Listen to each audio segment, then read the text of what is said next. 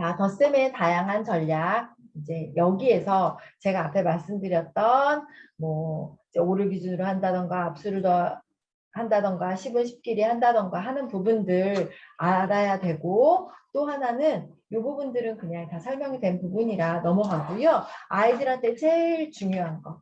교과서에서 나오고 아이들이 이해하기 어렵고 또 2학년 친구들이 너무 어려워하고 엄마들도 설명하기 난감해하고 아이들은 기능으로만 익히는 요 세 가지들을 우리가 앞에서 왜 그걸 했는지, 예를 들어 이 문제 같은 경우에는 압수에다가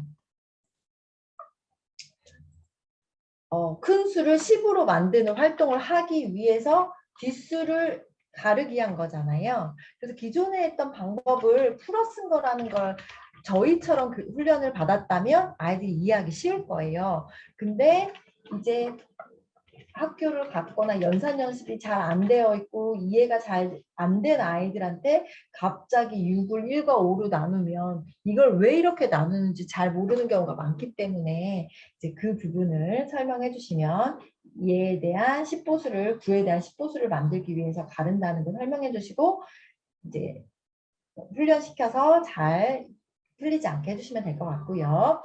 자, 이거는 저희의 자리값 카드로 했던 활동 그대로 있죠. 10은 그 29라는 수를 10과 10의 자리와 1의 자리로 분해하고 1은 1끼리, 10은 10끼리 더해주는 활동을 했다는 거. 그렇다면 29 더하기 6이 아니라 26이었어. 그러면 이건 어떻게 분해? 20 더하기 9 더하기 20 더하기 6으로 분해를 할 거고 10끼리 모여라. 1끼리 모여라. 이렇게 써줄 거고 더하고 더해서 다시 써줄 거고 그 다음 결국은 답이 나올 거야. 그 다음에 는. 그런데 문제집에 보면 얘는 살짝 없는 경우가 있어. 왜냐면 얘들아 10은 10끼리 모여 1은 1끼리 모여를 원래는 이 과정이 있는데 너무 쉽고 귀찮아서 뺀 거야. 얘들아 너희 더하기 엄청 잘하는데 꼭 손가락으로 더해 이러면 귀찮지? 그래서 얘는 생략한 거야. 이 과정이 있고 얘랑 변신했을 뿐이지 다 같은 내용이야 하고 이제 알려주시고 가끔 이런 우리가 더하기를 잘하게 되면 답만 딱 쓰면 되는데 학교에서는 너희가 이걸 정말 잘 이해하고 있는지 알고 싶어서 이 과정들을 나 정말 똑바로 알고 있어 하고 자신 있게 보여줘 하면서 그 과정들에 대해서 연습을 시켜주시면 될 것 같아요. 자, 이 부분이 아이들이 이해하기 어려운 부분이죠. 그런데 우리 앞에서 했어요. 어떻게? 10으로 만드는 과정을 통해서. 근데 10으로 만드는 과정을 할 때, 자, 저희는 두 수를 다 10으로 만드는 걸 했죠. 근데 두 수를 10으로 만드는 건 사실 더 복잡한 일이에요. 그래서 우리 큰 수 하나만 10으로 만들 거야. 큰 수 하나, 얘를 10으로 만들었더니 난 30이고 1 빼줘야 돼. 이것도 교구로 한번 보여주시면 좋겠어요. 아이들이 처음에 이걸 이해시킬 때 이해를 못 하신다면. 하지만 우리가 앞에서 1자릿수만 있을 때, 한 자릿수만 있을 때 10으로 만드는 과정을 가르쳐 놓았다면 이때 그렇게 이해하기 어렵지 않아요.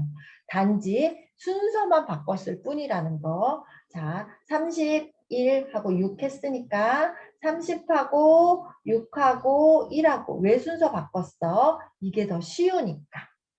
또는 자 이때 여기에서 이렇게 썼지만 사실은 30 더하기 6 빼기 1 했을 때 요거 먼저 하고 싶을 수도 있잖아요. 근데 할 수도 있지만 더하기하고 빼기가 섞여 있을 때는 얘들아 순서대로 하는 게 맞아 라고 이야기해 주세요. 왜냐면 아이들이 오류를 범할 수도 있거든요.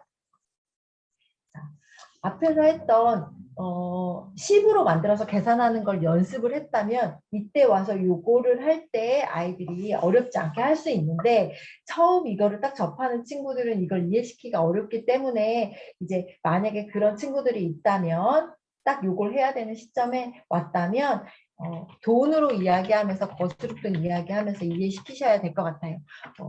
이제 30원을 받고 그러면 1원을 거슬러 줘야 29가 되지 뭐 이런 식으로 해서 돈으로 설명해 주면서 이 과정을 진행을 해주시면 될 것 같습니다.